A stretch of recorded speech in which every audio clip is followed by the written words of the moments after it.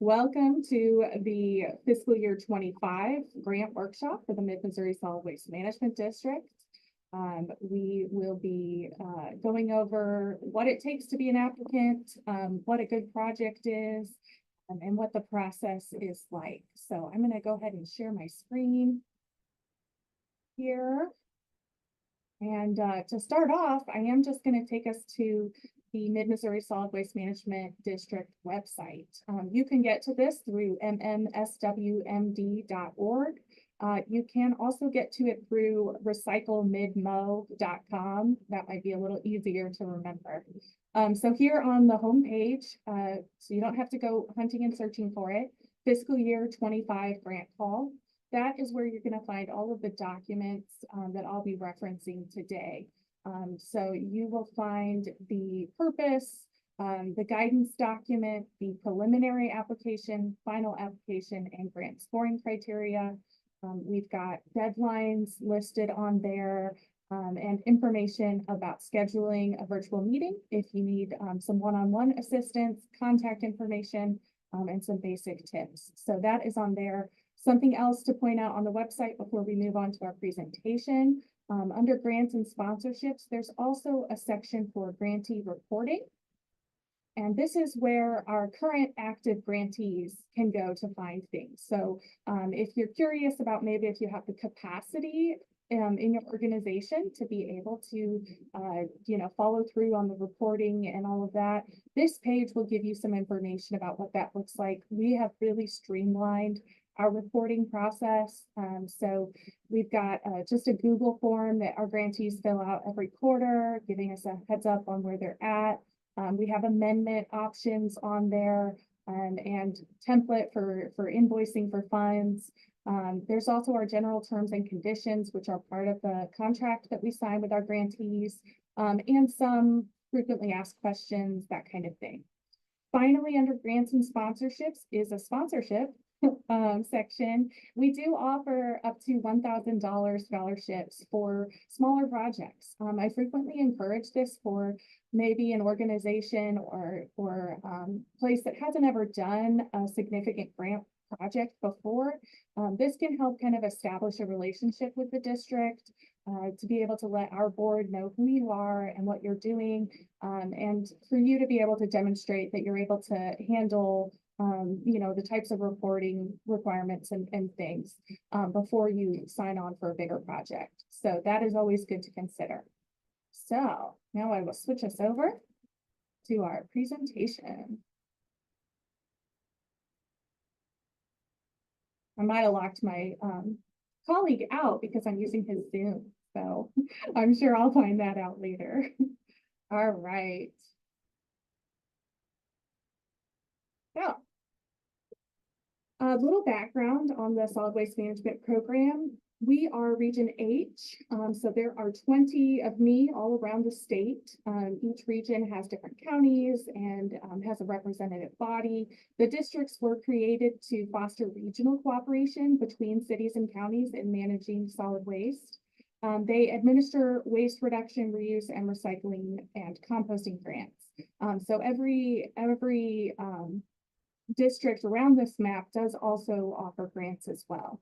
So our mission is to reduce waste in Mid-Missouri, and we accomplish that primarily through grants, but also through sponsorships, events, and education.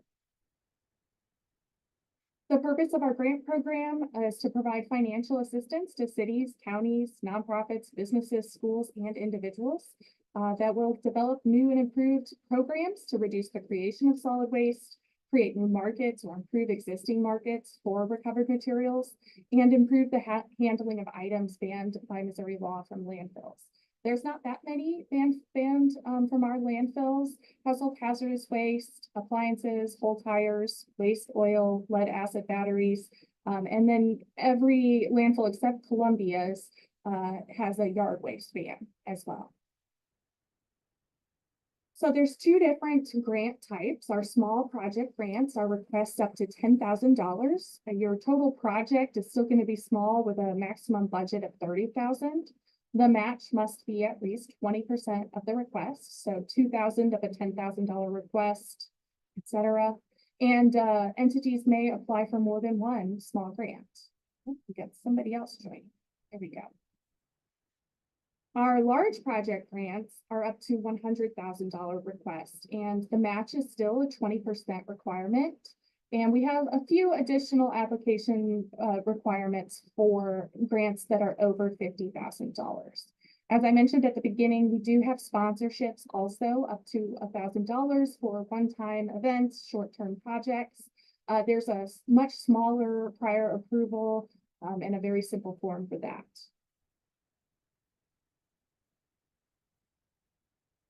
Eligibility, I still haven't really thought of any entity that's not eligible. Local governments, businesses, individual schools, higher education, nonprofits, everything pretty much. We just need you to have, you know, an impact here in Missouri. Eligible costs are also pretty broad, collection, processing, or hauling equipment, installation, materials and labor for construction, engineering fees, lab fees, development, distribution, and instruction of education materials, professional services, research projects.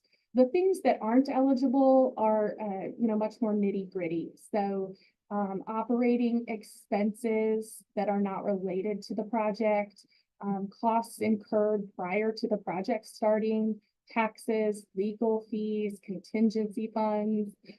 We don't pay for land acquisition or trash collection, just that kind of thing. So pretty broad options.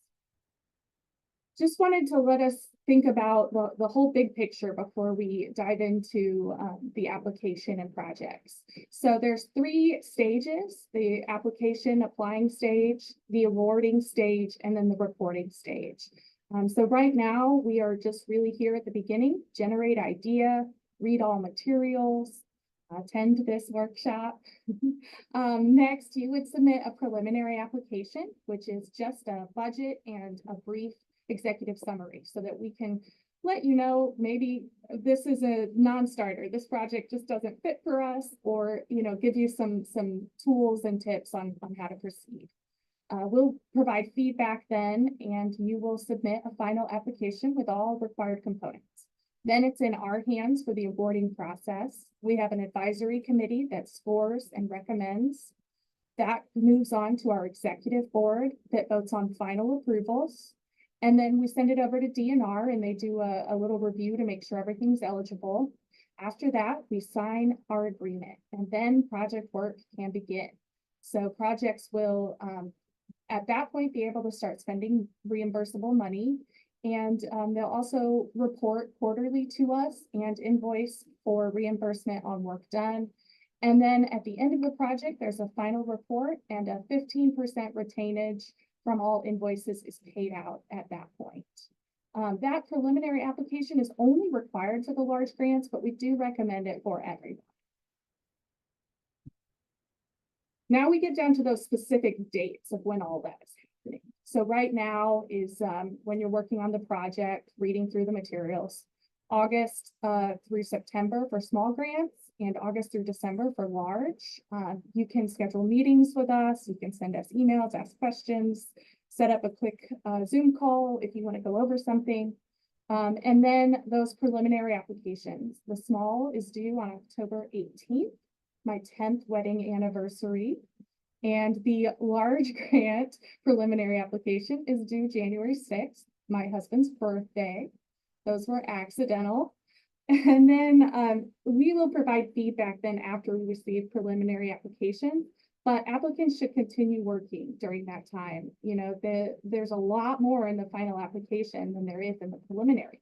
So you're going to want to be continuing to put that information together, reach out to partners, get all of that secured. Our final applications are due by 4 p.m. for the small grants on November 22nd. So right before you go into that Thanksgiving weekend or week, I guess. And then our large grants are February 24th. The advisory committee, we've got the dates on there when they will score it. And this is listed on our website as well. And then the executive board would be looking to approve grants in December for small grants and March for large grants. So the big thing to think about here is down at the bottom when your project could begin, because we have to go through so many steps, and that can be a real limitation for our grant program versus some others where you can get started more quickly. So your small grant projects would probably not be able to begin until after January, maybe sometime in January, by the end of January, most likely. For large grants, that would be April, end of April, beginning of May is probably what we would be looking at. So if the project you're considering is something that you want to do this school year, you want to get started in a few weeks, that's not going to work out for us. So there's a few different project types that we have looked at over the years and approved. Waste reduction projects, that is more of your recovery before disposal and avoidance of new consumption. So things like resale, repair, thrifting, that kind of thing. Also, you know, potentially some education or longer lasting products, things that stop that waste cycle. Recycling projects improve or expand systems. They can minimize contamination or add a new waste stream. So it's not just, you know, we want to start recycling, here we go. It could be an existing recycling system that needs improvements. Composting projects can improve the availability or efficiency of composting operations. Market developments are the development of new end markets for recycled materials. So, or I guess previously unrecycled materials too. We've done several of our research projects have been in this area, you know, adding different things. I mean, people have tried to add all kinds of things to asphalt over the years. So there's been a bunch of different research projects, you know, looking at glass, paint, tires, all of those materials that could be added there. And then there's education projects. This is for any age. So this does not have to be at a school. It doesn't have to be for children. This can be adult education. This can be community education. And it can be institutional education with an aim to reduce waste. So that's pretty broad. And those projects for education are limited to a $40,000 request. All the other types may request up to our full amount of $100,000. I'm going to keep telling this joke every year, even if I don't get laughs on it. So what makes a champion project? C, there is a clear need for the project. This is the most important.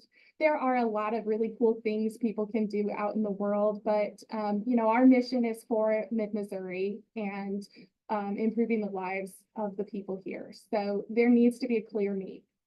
H, a high capacity to take on and manage the project within the organization. I think this is one of the biggest areas where project grantees who've tried and maybe not accomplished or had to cancel is primarily for this, that they kind of got over their skis. They thought they could do more. You know, if you have just one person in the organization who's going to do the whole thing and that person is, you know, leaves or gets sick or whatever. So this is really something to think through about your contingencies, you know, how you can make sure it's successful, even when there are hurdles that you have to overcome. A, achievable within the project period. We tend not to, our projects tend to be 1 year, 18 months, or 2 years. That's kind of the sweet spot for us. So definitely think about, you know, you might have a plan for phase 2, and that could be something in the future that you look towards getting grant funding for. But make sure that what you're looking to do within the scope of time for this project, you know you can achieve. M, measurable outcomes and effectiveness. You know, we have a lot of just straight diversion projects that have tonnage they can report, which is really wonderful. We know exactly how much waste is getting diverted from the landfill. But there are other projects with lots of different outcomes that as long as you can determine a way to consistently measure those outcomes, that is going to be really, really important. And P, a plan for how to continue the work beyond the project period. Our scoring committee is going to look much more favorably on a project that has lasting benefits. You know, if it's equipment, it's going to be used past the time If it's an education program, it's not just going to be, a one-time event that then, doesn't have any follow-up or consistent engagement. All right, so I'm not going to go through all of these, but I find that our grant applicants who are most successful are the ones that really focus in on the scoring criteria. This is found on our website. These are the 15, I think I'm at 15 areas that you will be scored on with the rubric. And so each one of these is key to demonstrating in your application that you are strong in as many of these areas as possible. So absolutely, please make sure you're looking at that scoring criteria as you're developing a project idea. You might go through it and realize, our project doesn't really fit here. They're looking for different kinds of things, so we're going to have to do something else. Or you might say, well, we're really weak in these areas, so what could we add to the project to make it even stronger?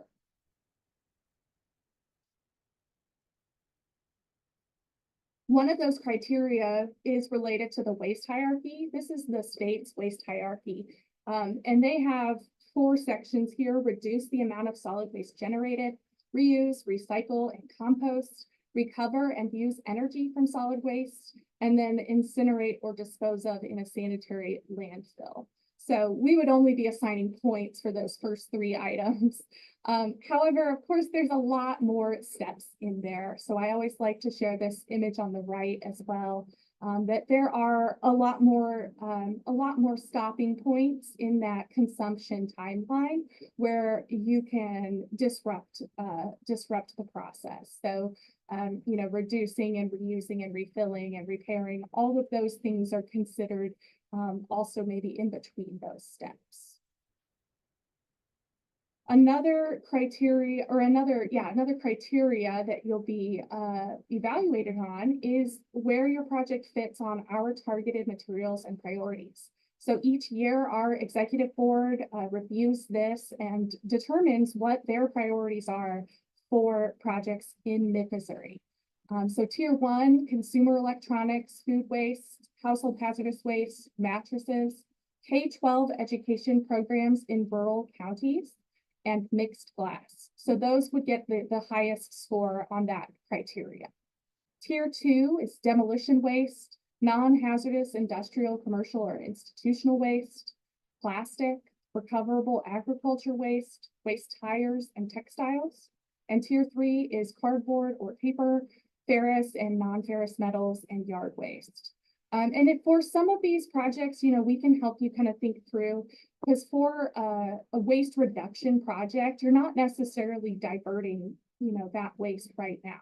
But what is your targeted area? What are you hoping to avoid? Maybe you're trying to avoid consumer electronic waste by providing more repair options or working to combat obsolescence in e-waste. So we can definitely help you think through that. The application materials that are found on our website are the guidance document, the evaluation scoring criteria, and we have actually the preliminary application and the final application. The preliminary application only has the info page, the budget, and the summary, and there's about 10 pages then in the final application. Both of those are fillable PDFs. That's how we would prefer to have them. If you need an alternate way to submit, we're happy to help with that.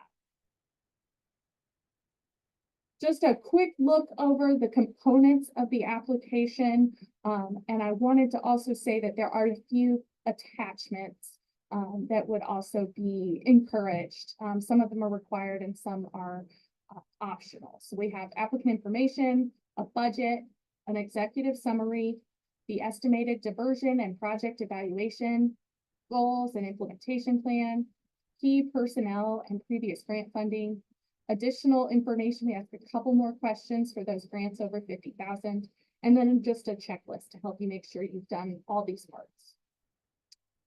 So we're going to walk through the application now and make sure, some of our most common questions and issues are answered. So for the budget, you want to provide details and be specific. Don't just say construction, if you are doing site preparation with one contractor, you're doing concrete with another contractor, and you're doing, ordering something else to do the construction. Those are going to be three separate things.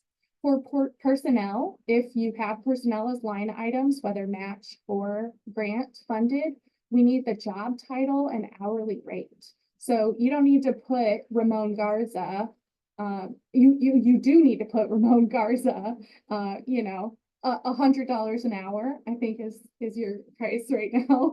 You don't want to put just, driver or whatever. So that, I think I flipped that, didn't I? So I wouldn't say Ramon, because what if Ramon decided to leave the district and I need to get a different one? So I would say administrative technician. So it can apply even if you have changes. So misspoke there. So justify expenses. We want to see some recent quotes. We want to see bids, online price lists, etc. We only need like formal bid processes for over 100,000 in the state of Missouri. So we are good now. We don't have to do like published bids in the newspaper for these. Of course, you likely have your own purchasing rules that you have to follow as well. But for your application, just some evidence that the cost is justified. So some printings of websites where similar equipment is, or, an example of last year when you used this contractor, we can help make sure that those are going to be eligible to demonstrate it. So we asked for 3 quotes for items over $3,000. That's supplies or equipment, and 2 for between 500 and 3,000. And then exclude indirect costs. Other districts do allow indirect costs like overhead for your personnel or administrative costs, but Region H has decided not to include those in our grant funding. This is an example of a well-done budget. So we have box truck operator that will receive $25 an hour for 100 hours for this project.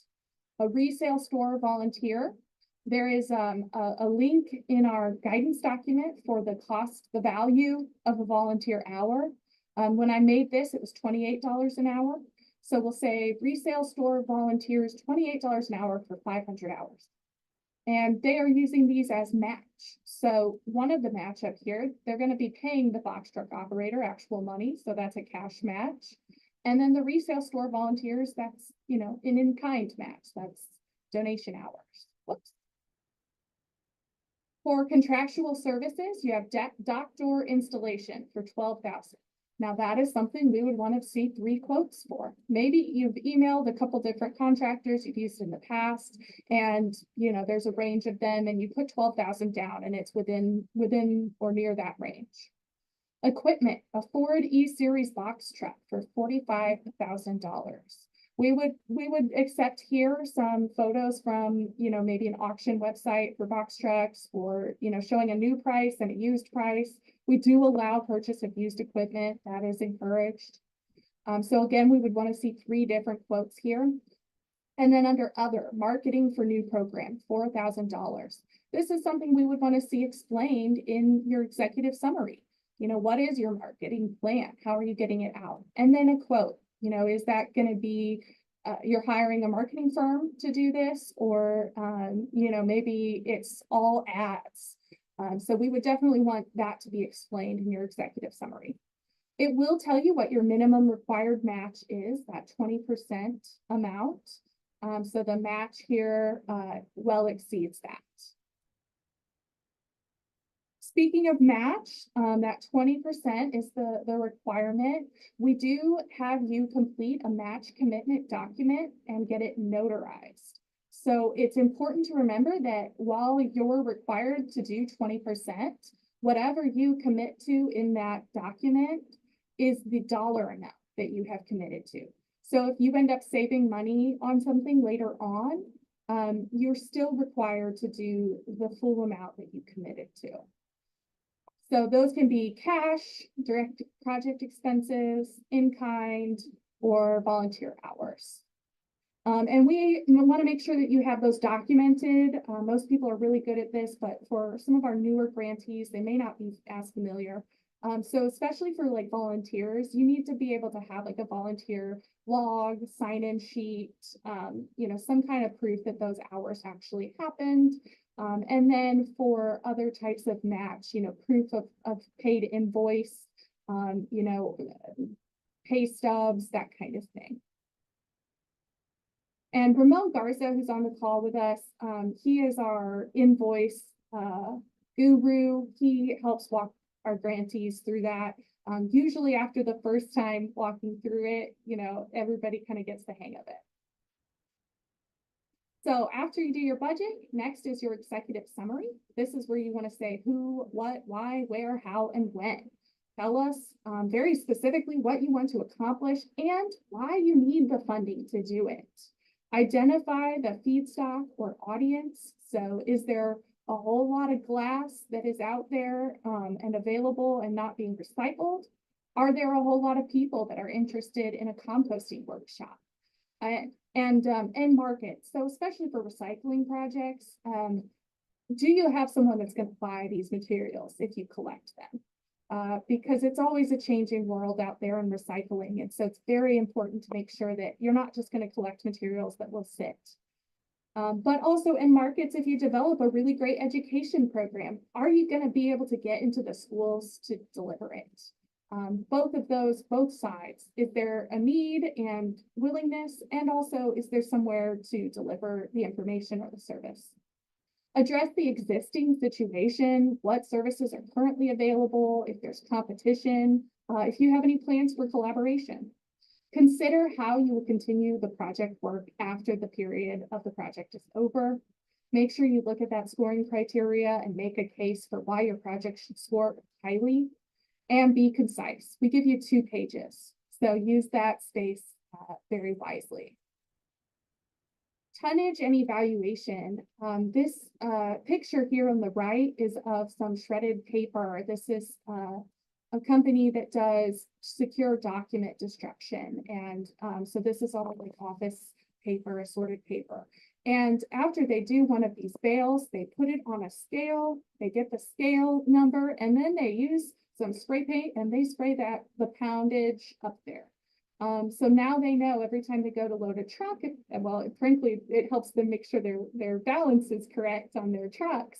But also they're able to really easily track what has gone out. So we need you to be able to measure the outcome of your project.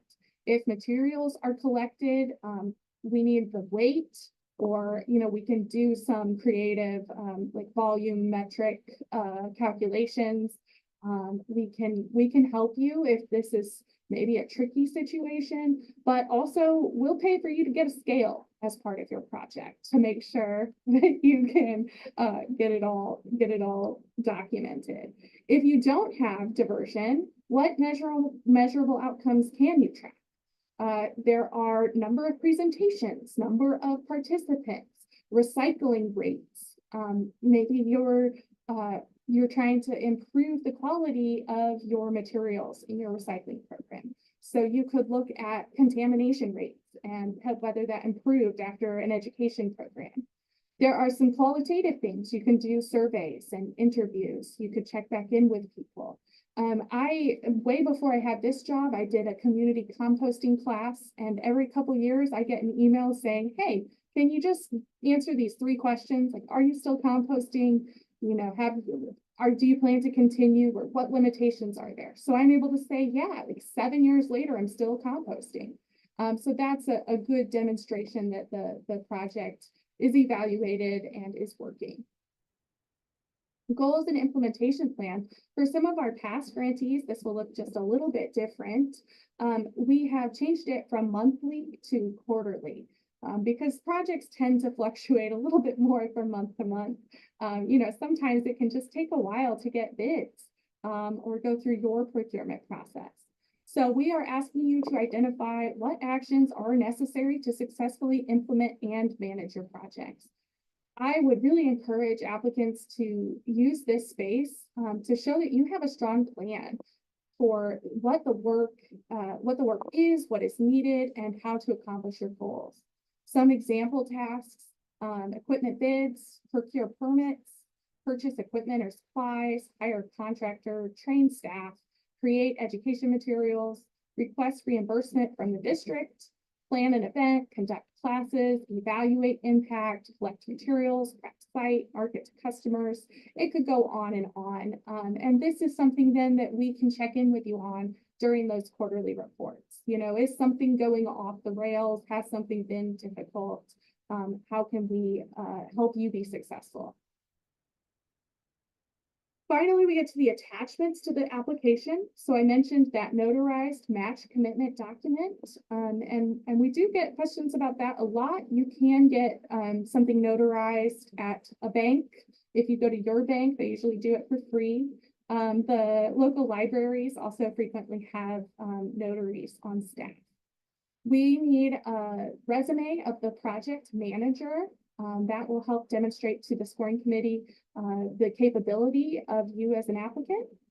Quotes for equipment or services. So if you do have those costs that are significant, you will need to attach those as well. So it's not underlined because it's not required, but it frequently is required because most grants are spending that kind of money.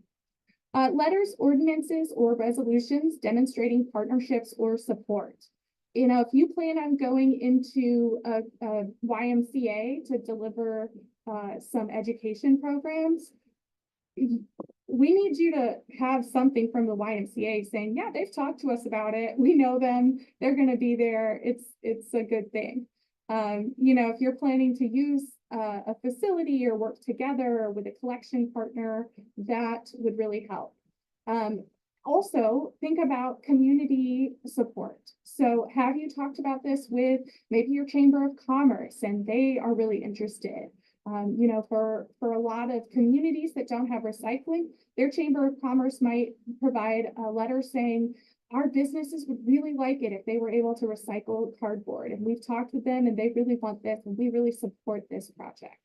Or maybe it's a community leader, a mayor, or a council member, or a county commissioner who says, you know, this would be really good for our community and we will support this.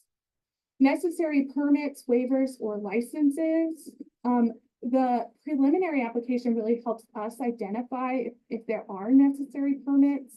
You know, we can help connect you to the folks at DNR or elsewhere. But you certainly, you know, if you're a business, you need a business license. If you're a nonprofit, you know, we want to see that you're incorporated or established. And then permits frequently for our recycling, composting projects. You know, different municipalities and jurisdictions have different requirements there. So it's really dependent. Required documents for projects over $50,000. We have limited this. So to make it a little easier for folks, we need 2 years of financial statements or a governmental entity bond rating, because we don't want your full government financial statements. That's too much for us. So you can just give us a bond rating if you have it. And then if there is a building or construction project, we need a preliminary site design or engineering drawing. Some considerations if you do receive an award. Yay, you got it. Licenses and forms. We do need to have on file your business entity certification, proof of E-Verify, any waivers or permits that you have needed to get in doing your project. We do have a security interest in items over $5,000. So, you know, if you're buying a roll-off container and it's going to be $8,000, we will do a uniform code contract. I think that's what UCC stands for, Uniform Contract Code. There we go. And or if it's a vehicle, you know, we need to be on that title as a lien holder for just 4 years, and then that falls off. So am I right, Ramon? Yeah, okay. Is it 5? Yeah, okay, 5 years. So that decreases each year, and then we can release the lien. And that's really just to ensure that grant funded purchases like that continue to go towards the work that they were purchased for. So if something changes and you need to sell an item, we want to make sure that that item is still going to be used in the same efforts of waste reduction. So yeah, my goal is not to take your vehicles or your equipment. I don't want it. I don't have enough space for it. But we also don't want you just getting the grant money and then going off and selling a truck. Insurance. We need a certificate of insurance for equipment and documentation and records. You need to have an accounting system in place and retain those records for at least 3 years after the project is over.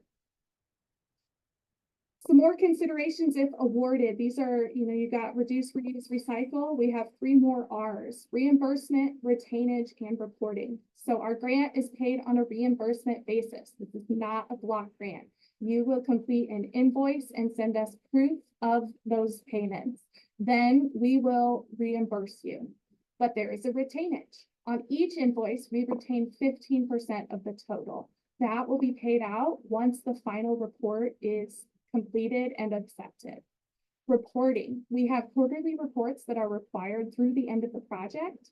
And then there are annual reports for 5 years if there is a security interest. And that's a very basic, very, very basic check-in. Something else, amendment.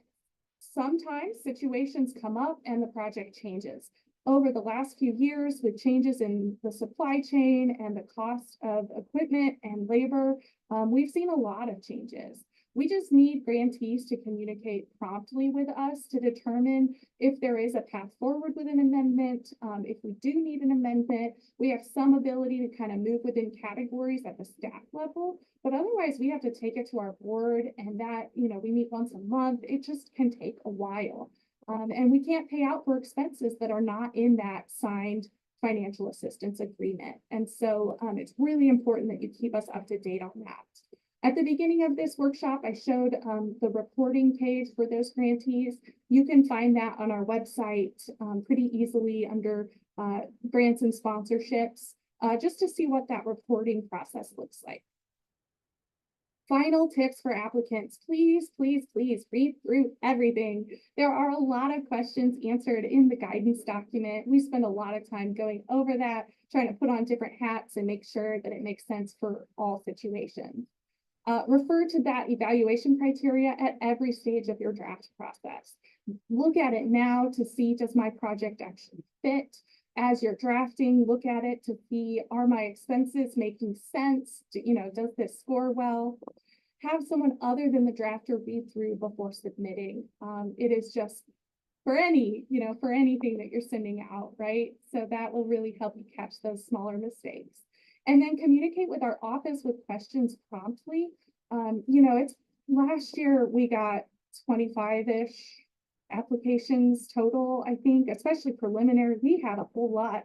And so we can't always get to people if everyone is waiting to the last second. It's just myself and Ramon. There are 2 people in our office. So as soon as you think there might be an issue or you're unsure of something, please just let us know. And then don't wait until the last minute, especially for quotes and support documents. You can start with those right as soon as you have that preliminary application, send that summary to the folks that you need to engage. And then finally, don't be intimidated. We have had a range of successful grantees in this program. Some of them are, huge universities. Some of them are for-profit businesses. But some of them are also, really small towns that have 2 staff members, or if that. So there, and our scoring committee is made up of the commissioners and their deputies and the folks in the community who know about the work, and plenty of solid waste folks as well. So you don't have to have all the technical language. They want to know that you have what's needed for this work, and they're not going to be too worried about anything outside of that. So for questions, my contact information is on there. You can also send something to both Ramon and I. You know, our emails are listed on the website, info@recyclemidmo.com. We'll get to everyone. And then you can also schedule a meeting using our booking page. So you can schedule a meeting with me, virtual or in person. If you would like us to come out and see something, maybe evaluate a project on site, we can work on scheduling that as well. So now I'll open it up to any questions we have.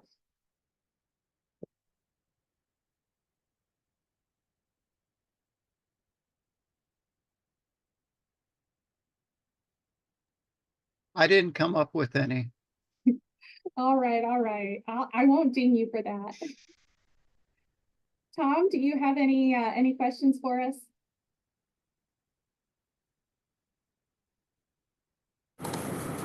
No, I don't have anything. All right, great. Well, then with that said, you know, this presentation will be put up on our website, and please reach out with questions. Good luck. Thank you. Have a good day.